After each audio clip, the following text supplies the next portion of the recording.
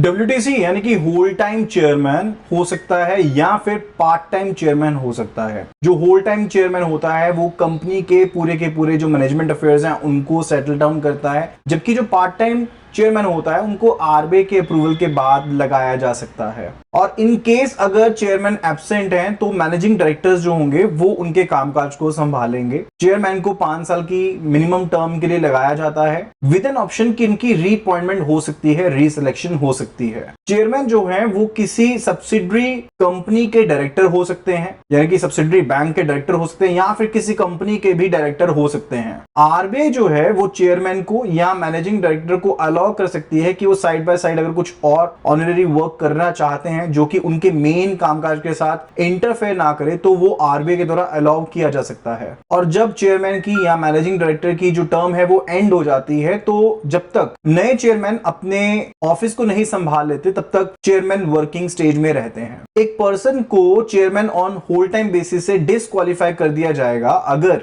वो किसी और कंपनी में डायरेक्टर हैं other than the specified type, यानी कि स्पेसिफाइड टाइप जैसे मैंने आपको बताया सब्सिडरी में या फिर किसी और कंपनी में अलाउ किया गया। अगर स्पेसिफाइड टर्म से अलग वो किसी कंपनी में डायरेक्टर हैं तो उन्हें होल टाइम चेयरमैन के पद से हटा दिया जाएगा। या फिर वो पर्सन किसी फर्म में ट्रेड पॉलिसी के तहत जुड़ा हुआ है जो कि इंटरफेयर कर रही है बैंकिंग कंसर्न के साथ, या फिर उनका किसी फर्म में किसी कंपनी में सब्सटेंशियल इंटरेस्ट है यानी कि उनकी हिस्सेदारी है, या फिर वो पार्टनर है या कंसर्न है या फिर प्रोप्राइटर है या ट्रेडिंग कर रहे हैं किसी कमर्शियल या इंडस्ट्रियल कंसर्न में। और अगर आरबीआई कहती है कि ऐसा पर्सन अपनी ड्यूटीज को संभालने के लिए फिट नहीं है, फिट एंड प्रॉपर क्राइटेरिया को मैच नहीं करता है, तो भी उस पर्सन को होल टाइम चेयरमैन के पद से हटा दिया जाएगा। लेकिन ऐसे पर्सन को कार्रवाई के लिए प्रॉपर एक टाइम दिया जाता है, एक रीजनेबल टाइम दिया जाता है कि उनकी बात को सुना जा सके।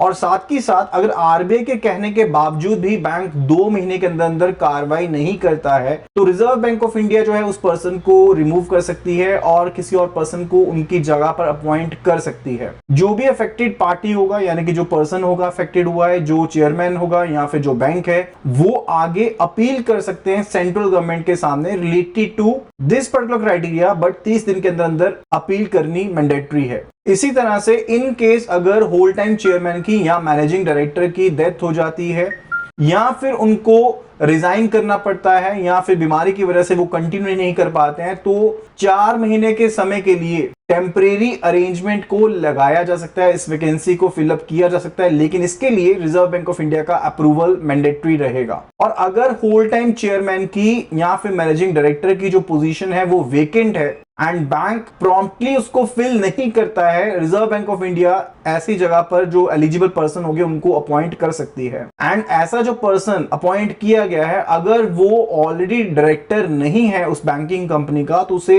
बैंकिंग कंपनी का डायरेक्टर भी माना जाएगा। एंड अपॉइंटमेंट जो है ऐसी केस में जो कि रिजर्व बैंक ऑफ इंडिया के द्वारा की जाएगी in case the position is not filled by the bank promptly, 3 साल के लिए ऐसी पोजीशन को अपॉइंट किया जा सकता है विद प्रोविजन की रीअपॉइंटमेंट भी हो सकती है। और ऐसे पर्सन को बाद में सिर्फ और सिर्फ आरबीआई ही रिमूव कर सकती है एंड जो रिम्यूनरेशन भी रहेगी वो भी आरबीआई के द्वारा ही डिटरमाइन की जाएगी। आरबीआई चाहे तो एडिशनल डायरेक्टर्स को भी बैंकिंग कंपनी में अपॉइंट कर सकती है अगर ये जरूरी लगता है कि ये मॉनेटरी पॉलिसी के लिए जरूरी है, पब्लिक इंटरेस्ट में जरूरी है या फिर डिपोजिटर्स के हित के लिए ये जरूरी है, तो एक्स्ट्रा एडिशनल डायरेक्टर्स को भी अपॉइंट किया जा सकता है रिजर्व बैंक ऑफ इंडिया के द्वारा। ऐसे जो भी डायरेक्टर्स होंगे वो रिजर्व बैंक ऑफ इंडिया की डिस्क्रिप्शन के ऊपर ऑफिस को होल्ड करेंगे एंड इनिशियली वो 3 साल के लिए अपनी पोजीशन को होल्ड करेंगे। एंड जो कोई भी एक्शंस वो एग्जीक्यूट करेंगे during the duties which are being performed by the directors, additional directors which are appointed by Reserve Bank of India, उनके लिए वो पर्सनली लायबल नहीं होंगे जो कि उन्होंने गुड फेथ में डिसीजंस लिए हैं। एंड साथ ही साथ उनको एग्जेम्पशन भी मिल जाती है कि उनके पास क्वालिफिकेशन शेयर्स होने बैंकिंग कंपनी में मैंडेटरी नहीं होंगे। आपको बता देता हूं, क्वालिफिकेशन शेयर्स वो मिनिमम नंबर ऑफ शेयर्स हैं, मिनिमम अमाउंट ऑफ शेयर्स हैं जो एक पर्सन के पास होने चाहिए to be deemed as a director. And जब टोटल नंबर ऑफ डायरेक्टर्स को काउंट करते हैं तो उस टाइम पर जो ये एडिशनल डायरेक्टर्स आरबीआई के द्वारा अपॉइंट किए गए हैं उनकी भी गिनती नहीं की जाएगी। तो आई होप कि आपको ये वीडियो का कंटेंट इंपॉर्टेंट लगा होगा, आपने बहुत से फैक्टर्स को समझा होगा, बहुत सी नॉलेज भी आपको इससे मिली होगी। तो अगर आपको वीडियो पसंद आई है तो जल्दी से वीडियो को लाइक कर दें और शेयर कर दें अपने फ्रेंड्स के साथ, कलीग्स के साथ जो भी सीआईबी की तैयारी कर रहे हैं। So all the best to all of you. Complete जो पैक है CIIB का दैट इज अवेलेबल, जिसमें full course videos, case study videos, chapter wise previous year questions, mock test, mega mock test, सब चीजें मिल जाती हैं एक सिंगल पैक में, जिसे आप एनरोल कर सकते हैं विजिटिंग अवर वेबसाइट iibf.info/CAIIB।